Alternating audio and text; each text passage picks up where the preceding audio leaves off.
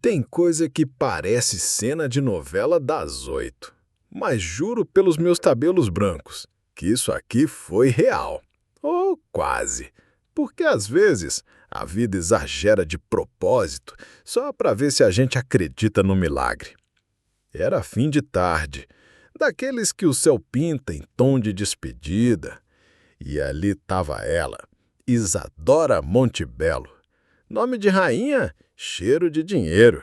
Cabelo escovrado mesmo sem vento, unha feita até quando chorava. Milionária, paraplégica, fria como porcelana de vitrine. Ela morava sozinha num casarão que mais parecia hotel de luxo com alma de cemitério. Desde o acidente que a deixou na cadeira de rodas, não falava com ninguém. E se falasse, não usava o coração. Só o contrato, só o tom cortante de quem já se acostumou a mandar e nunca ser tocada. Mas naquele dia apareceu uma flor. Não no vaso, na mão suja de um menino. Um menino pobre, descalço, vestido com uma camiseta que já tinha sido de alguém que já tinha sido esquecido. Ele entrou pelo portão entreaberto com a cara de quem não tinha certeza se era céu ou cilada. Segurava uma flor, amassada, suada, torta, mas viva, vermelha como esperança que sangra. Moça, isso aqui é para você. Isadora olhou para ele como se olhasse para uma janela trincada, um reflexo que ela não queria ver. Mas algo naquele olhar a prendeu. Ou foi a voz, ou o jeito que ele segurava a flor, como se segurasse o próprio coração. Por quê? Por que tá me dando isso? Ela perguntou com a voz que fazia tempo não perguntava nada a ninguém. Por quê?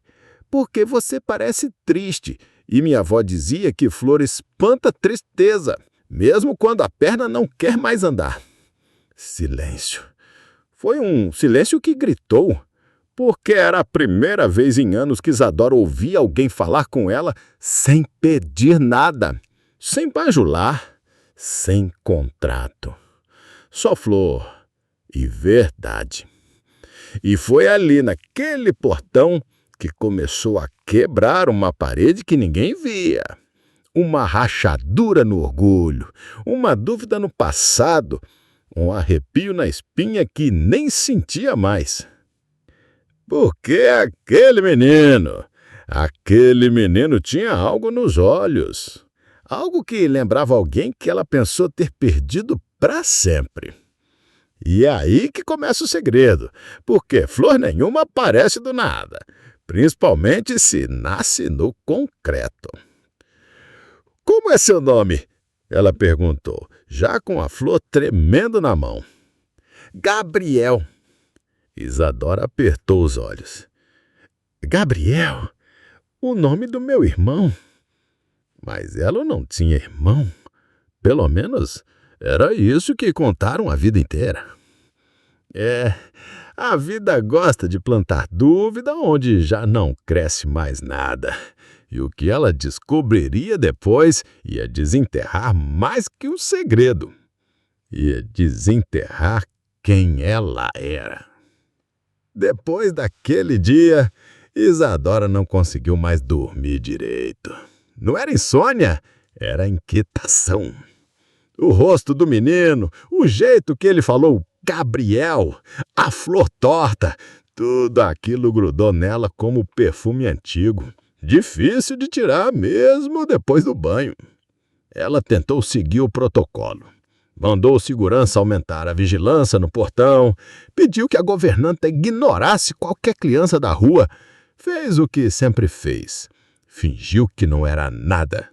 Mas o nada já tinha virado semente e ia começar a crescer por dentro. 2 dias depois, ele voltou. Mesmo horário, mesma camiseta gasta, mesma flor na mão. Tia, você não botou a flor num copo com água, ela tá murchando no chão. Isadora fingiu que não ouviu. Mas a flor ainda estava lá, caída, ao lado da rampa da cadeira de rodas. E Gabriel estava certo. Ela murchava como um segredo mal guardado. Você mora onde, menino? Ali, atrás do galpão velho, com minha avó. E seu pai? Nunca vi. Dizem que sumiu. Minha mãe também não conheci. Mas minha avó disse que minha história não começou aqui. Começou com uma mulher rica, mas triste. Silêncio. Aquela frase bateu como tapa no rosto sonolento. Isadora engoleu seco. Mulher rica, mas triste. Ela mesma, mas não podia ser, não podia ser. Mas ainda assim, na madrugada daquela noite, Isadora se levantou. Sim, levantou. Não das pernas, mas da alma. Foi até uma javela esquecida do closet, a mesma que ela jurou nunca mais abrir. Ali, entre cartas velhas e um par de sapatinhos de bebê, havia uma foto. Desgastada, preto e branco, mas claro o suficiente. Era ela, mais jovem, com o recém-nascido no colo. E no fundo, uma mulher de olhos fortes. A mesma mulher foi demitida e jurou nunca mais voltar. Era ex-cozinheira, a que desapareceu sem dar adeus, a que dizia: esse bebê ainda vai te ensinar a andar, mesmo se suas pernas não quesarem mais. Isadora tremeu. A imagem, o bebê, o sumiço, tudo fazia sentido. Ou não fazia nenhum. Porque aquele bebê, ela acreditava que havia morrido. Mas e se não? E se a dor que ela enterrou com tanto esforço tivesse sobrevivido e agora entregava flores no portão? O passado tem mania de andar descalço, chega sem fazer barulho e quando você vê, já entrou. No dia seguinte, ela não esperou o garoto aparecer. Mandou o motorista dar uma volta no quarteirão, devagar, com o vidro abaixado. Não sabia o que procurava, mas sabia o que sentia. Um medo que misturava saudade com vergonha. E lá estava ele, Gabriel, sentado na calçada com um potinho de plástico cheio de flores colhidas do mato. Menino, sobe aí, quero conversar. Ele entrou no carro com a tranquilidade de quem não tem nada a esconder e com a ousadia de quem talvez tenha muito para revelar. Na sala da mansão, Isadora tentou manter o tom duro. Sua avó, qual o nome dela? Maria das Dores Monteiro. Mas ela odeia que chamam pelo nome todo, só Dona Dores. Monteiro, o sobrenome dela. Isadora gelou por dentro, mas manteve o rosto firme. Ela é sua avó por parte de mãe ou de pai? Ela diz que é só vó, que não importa o lado, importa o afeto. Gabriel falava como gente grande, mas tinha aquele jeito. Meio criança, meio velho, como se carregasse mais história do que idade. E sua mãe, você lembra de alguma coisa? Só de um cheiro e de uma música. Aquela assim, dorme neném que a cuca vem pegar. Ele cantorolou baixinho, com um olhar perdido, como se lembrasse de dentro do útero. Foi aí que a respiração de Isadora falhou. Aquela cantiga, aquela melodia, ela mesmo cantava. Na noite em que segurou seu filho nos braços pela última vez. Mas ninguém sabia disso, ninguém. A não ser ele. Ela levantou com esforço da cadeira. apoiando-se nos braços como se o mundo pesasse mais do que devia. Você, você nasceu aqui, nesta casa? Gabriel franziu a testa. Acho que sim. Vodores fala que aqui era nossa casa, antes de tudo dar errado, antes de te culparem por uma coisa que não era sua culpa. Aquilo foi como chumbo derretido na espinha. Te culparem? Ele disse. Te acusaram, que disseram que você abandonou um bebê, mas que era mentira, que você só fez o que mandaram, que tiraram ele de você. Isadora caiu sentada de novo, não só na cadeira de rodas, mas dentro de si mesma. Porque aquela história ela conhecia, só que com outro final. No silêncio da madrugada, gritou. Não o nome do menino, mas o próprio. Me perdoa, Isadora. Foi a primeira vez que se chamou pelo nome completo.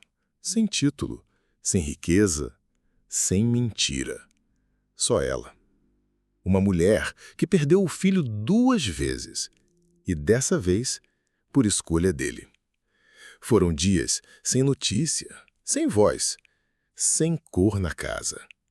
Isadora parou de comer, parou de trabalhar, parou até de se olhar no espelho. Só pediu uma coisa todas as noites antes de dormir. Deixe ele bem. Só isso. Mesmo que seja longe de mim. Enquanto isso, Dona Dores rodava a cidade atrás do neto. Feira, igreja, praças, viadutos. Levava uma foto amassada, um pouco de café na garrafa térmica e esperança. Ele tem coração bom demais para se perder de verdade, dizia ela. Mas o tempo passava e nada. Até que um dia o telefone da mansão tocou. Era uma enfermeira de um hospital público na Zona Norte. Boa tarde. A senhora Isadora Montebello? Sou. Tem um menino aqui, chamando pela mãe. Disse que se chama Gabriel e que a senhora vai reconhecer ele pela flor. Isadora quase deixou o telefone cair. Respirou fundo e pediu ao motorista. Liga o carro, agora.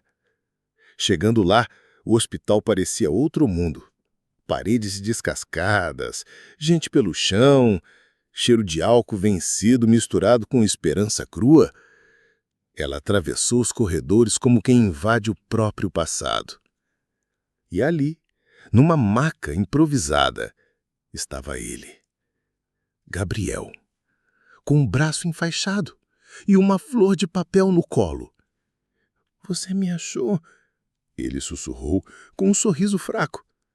Isadora se ajoelhou diante da cama, mesmo com a cadeira de rodas travada atrás.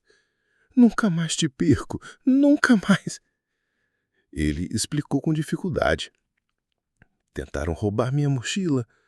Corri, caí, me machuquei, mas pedi para chamarem você. Ela chorava. Por que fugiu, filho?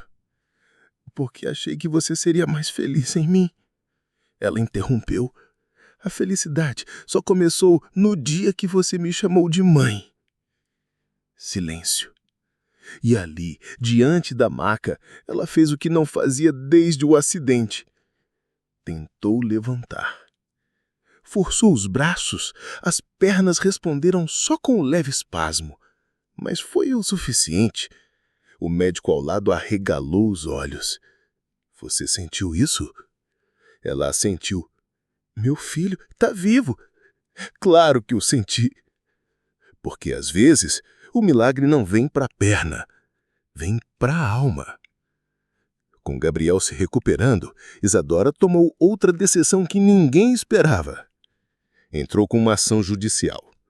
Não por vingança, mas por dignidade. Pediu a reapertura do caso do seu parto, convocou antigos funcionários da família, pediu imagens, arquivos, registros, exames. E o mais difícil, convocou sua própria mãe, Dona Carme Montebello, a depor. A matriarca. A mulher que sempre foi sinônimo de poder, mas que agora tremia diante do nome Gabriel. A audiência foi marcada. Discreta, mas tensa. No tribunal, Isadora apareceu em público com o filho pela primeira vez. De mãos dadas. Ela, de vestido simples, ele, com uma camisa branca com uma flor de papel no bolso.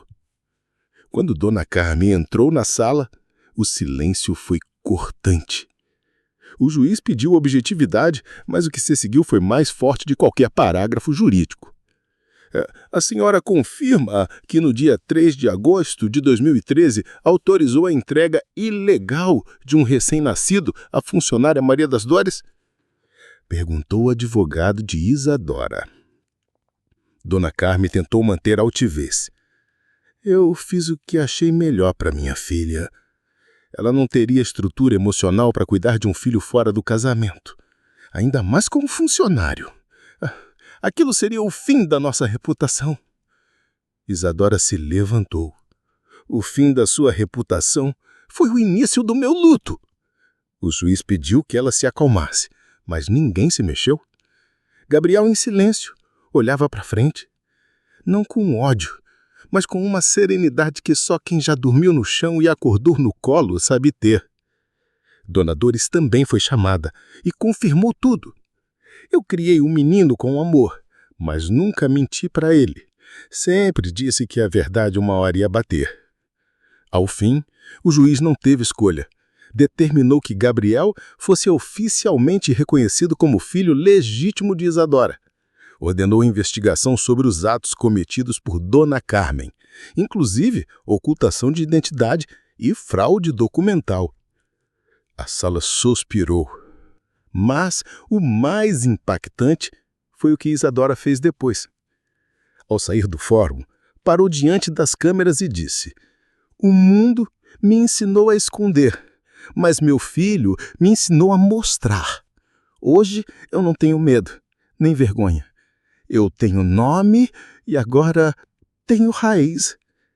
Gabriel sorriu e apertou a flor de papel no bolso.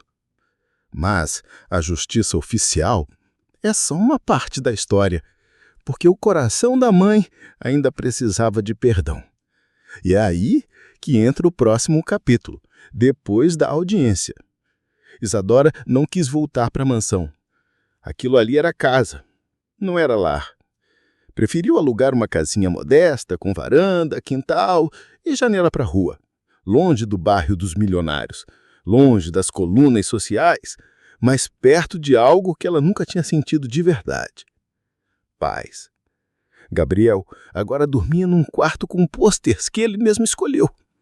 Na cabeceira, uma flor de papel nova toda semana. E uma moldura com a frase que ele rabiscou num caderno: "Aqui mora um recomeço." Isadora trocou as joias por hortelã Vianel e a cadeira de rodas por fisioterapia diária. Os médicos diziam que não havia certeza de voltar a andar, mas o corpo dela já não era o mesmo.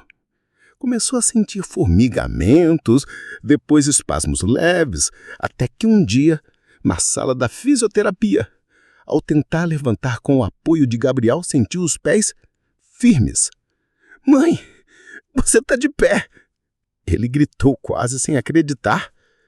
Ela tremia, não de medo, de gratidão. "Foi você, filho. Você me fez levantar." Porque o que não nasceu na medula floresceu na vontade. E a vontade dela era viver com ele. Mas faltava algo. Ou melhor, alguém. Dona Dores, aquela que segurou tudo nas costas quando todo mundo largou. Isadora foi até o bairro antigo sozinha. Bateu na porta da pequena casa azul e esperou.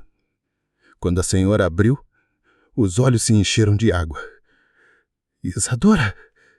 "Não, pode me chamar só de Isa, se ainda quiser." Dona Dores abriu um sorriso que não cabia no rosto. "Quer um café?" "Quero sim.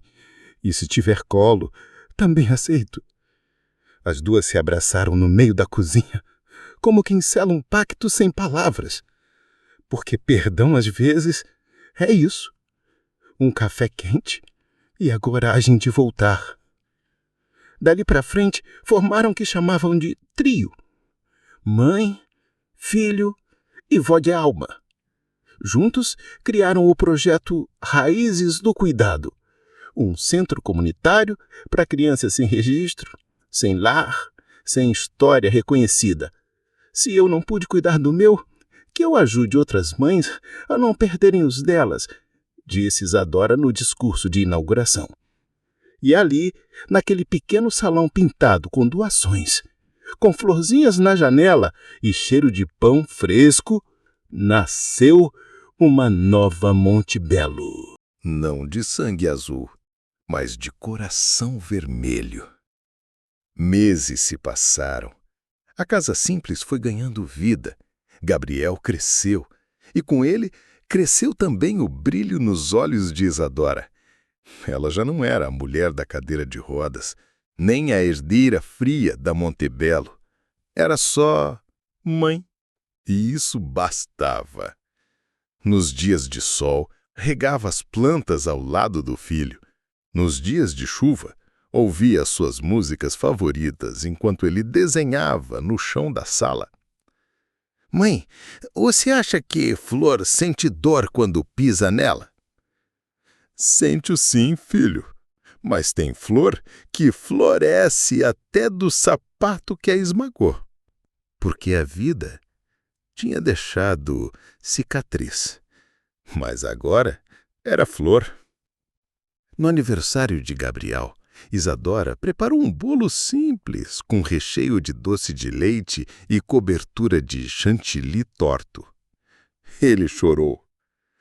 É o melhor bolo da minha vida. Na hora de apagar a vela, ele fez um pedido. Quero que todo mundo saiba que eu existo. Isadora sorriu e disse, então vamos contar sua história. E assim fizeram. Gravaram vídeos, publicaram cartas, levaram o projeto Raízes do Cuidado para as escolas, para os abrigos, para as mães que perderam a voz e para os filhos que ainda sonhavam em ser vistos. E o mais bonito é que numa das primeiras turmas do projeto, uma menininha chamada Lia, de 6 anos, entregou um desenho para Gabriel. Era ele, e ao lado dele, uma mulher de vestido azul. Na legenda, só 3 palavras. Meu futuro irmão. Isadora abraçou os dois e soube ali que tinha plantado a flor certa no lugar certo. E sobre a velha mansão Montebello? Tá lá, mas vazia, com janelas fechadas, portas emperradas e silêncio demais. Enquanto isso, a nova casa da Isa tem algo diferente na entrada. Um quadro entalhado à mão com a seguinte frase: aqui mora a verdade. E eu te pergunto, quantas mentiras a gente aceita para manter a fachada? E quantas verdades a gente precisa reencontrar para finalmente viver? Dizem que a vida é curta, mas quando a gente encontra alguém que olha nos nossos olhos e enxerga até as partes quebradas, a vida fica longa, fica boa, fica com gosto de flor. Um final inventado. Um final que enterraram junto com o choro de um recém-nascido. Agora não havia mais como fugir. O menino sabia demais, falava demais, sentia demais. E por dentro, uma frase começou a se formar. E se? Foi ele. Mas a certeza ainda viria por um fio de cabelo. Literalmente. Isadora passou a noite acordada. Sentada na varanda com a flor seca nas mãos, ela encarava o céu como quem busca resposta em constelação. Mas o que ela queria não era poesia, era prova, porque o coração, coitado, já acreditava. Mas o cérebro exigia confirmação. Na manhã seguinte, ela fez o impensável. Mandou um recado discreto para Dona Dores, pedindo que viesse à mansão, sozinha. Ela chegou com passos curtos e uma expressão que misturava medo e alívio. Então, você descobriu? Isadora não respondeu, só apontou para a poltrona. Dona Dores sentou, ajeitou o lenço na cabeça e olhou direto nos olhos da ex-patroa. Ele é seu. Silêncio. Um silêncio de estilhaçar vidro. Mas como? A voz de Isadora tremia, arrastada, como se atravessasse décadas. Foi sua mãe, a dona Carmen. Quando o bebê nasceu, disseram que ele tinha morrido. Mas eu ouvi o choro. Eu vi. E quando você apagou depois da cesárea, ela mandou sumirem com o menino. Diz que você não podia criar uma criança sem pai e muito menos de um motorista. Do motorista? Sim, o Samuel. Aquele rapaz novo. Você se apaixonou por ele, lembra? Foi um escândalo silencioso. Ela disse que ia proteger seu nome, sua herança. Mas o preço foi alto demais. Isadora levou as mãos à boca. As lágrimas desceram pela primeira vez em anos, mas sem alarde. Como se chorassem por dentro, desde sempre. E você, por que não me contou? Dona Dores baixou os olhos. Medo. Ela me ameaçou. Me deu dinheiro para sumir. Mas eu não consegui abandonar o menino. Peguei ele comigo. Criei do jeito que deu. Com flor no quintalo e fé na boca. E agora? Agora, só depende de você. Isadora ficou muda. Mais que a verdade, o que doía era a omissão. E ali, naquela sala cheia de móveis caros e passado embolorado, ela tomou uma decisão. Mandou colher um fio de cabelo de Gabriel, disfarçavelmente, e o dela. Entregou um laboratório particular, sigiloso, rápido. E no envelope lacrado que chegou 2 dias depois, estava a resposta que ela já sabia, mas que precisava ler em letras frias para deixar o orgulho aceitar. Compatibilidade 99,9%. Filiação positiva. Gabriel era seu filho. O filho que disseram que tinha morrido. O filho arrancado sem adeus. O filho que agora colhia a flor do mato para tentar curar a tristeza que ele mesmo herdou. Mas o que ela faria com essa verdade? Contaria? Assumiria? Ou deixaria o tempo esconder? Mais uma vez. A próxima decisão não era genética. Era moral. E o mundo nem sempre perdoa uma mãe rica que perdeu o próprio filho e continuou sorrindo em foto de revista. Isadora sempre foi símbolo de poder. Capa de revista, coluna social, mulher que perdeu o movimento das pernas, mas nunca a pose. Mas agora ela tremia. Não era o frio, era a consciência acordando. Decidiu contar. Chamou o Gabriel no Jardim dos Fundos, onde ninguém costumava ir. Ele chegou com uma flor nova, branca, como se sentisse que aquele dia ia ser diferente. Gabriel, eu preciso te dizer uma coisa. Ele arregalou os olhos. Você tá brava? Fiz algo errado? Não, meu amor. E quando disse meu filho, a voz quebrou. Gabriel franziu a testa. Hein? Eu disse, meu filho. Ele arregalou os olhos como se o mundo tivesse desabado em câmera lenta. Você é minha mãe? Ela sentiu com lágrimas escorrendo devagar, sem pressa, como se cada gota lavasse 1 ano de ausência. Ele deu um passo para trás. Mas a avó disse que você que... Mentiram para mim também. Fizeram eu acreditar que você tinha morrido. Roubaram você de mim. Ele olhou para o chão, depois para a flor na mão e depois para ela. Então quer dizer que eu sou filho de uma milionária? Ela riu, um riso triste. Não, você é filha de uma mulher que foi enganada. E de um amor que não deixaram existir. Silêncio. Gabriel se aproximou devagar, como quem caminha sobre vidro. Encostou a cabeça no colo dela. E pela primeira vez, Isadora sentiu o peso da maternidade. Não como culpa, mas como reencontro. Era lindo, mas durou pouco, porque na semana seguinte a notícia vazou.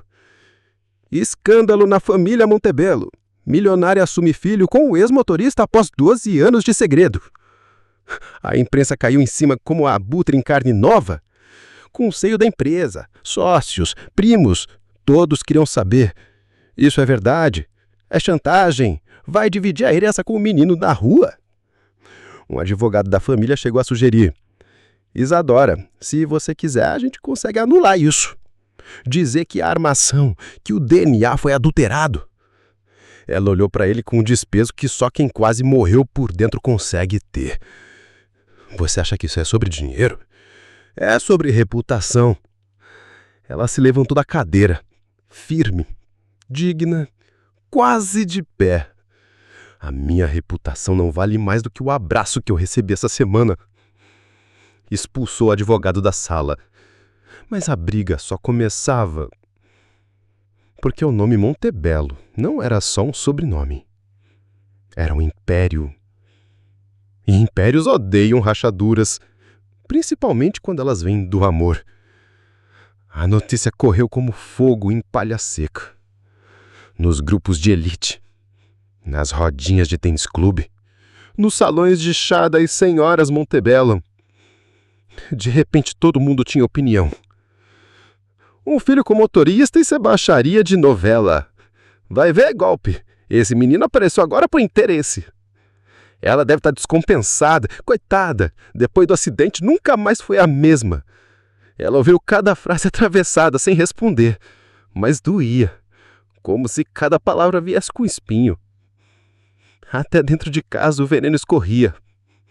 A governanta que estava com ela há 20 anos pediu demissão. Com todo respeito, dona Isadora, não consigo compactuar com essa farsa. Ela engoliu o choro e disse apenas: a porta é ali, fecha quando sair. Mas o que mais doeu foi o Gabriel. Ele começou a mudar. Ficou mais quieto, mais encolhido. Não era vergonha. Era medo. Tia, quer dizer, mãe, as pessoas me olham diferente agora. Me seguem na rua. Xingam minha avó. Elas não sabem de nada, meu amor. Sabem sim.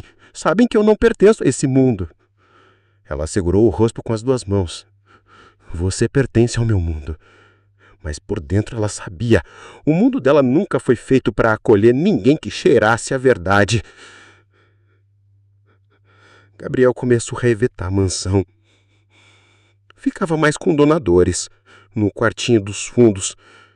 Brincava com os cachorros da rua, desenhava, cantava baixinho, mas não sorria mais como antes. Então, uma noite, Isadora entrou no quarto dele. Vazio. Em cima da cama, um bilhete escrito com letras tortas, mas firmes. Mãe, eu te amo. Mas acho que sou o erro que você tentou consertar. Não quero mais ser peso. Nem vergonha. Tô indo viver onde ninguém me conhece. Gabriel. Ela caiu no chão. Não pela cadeira, pela alma. E ali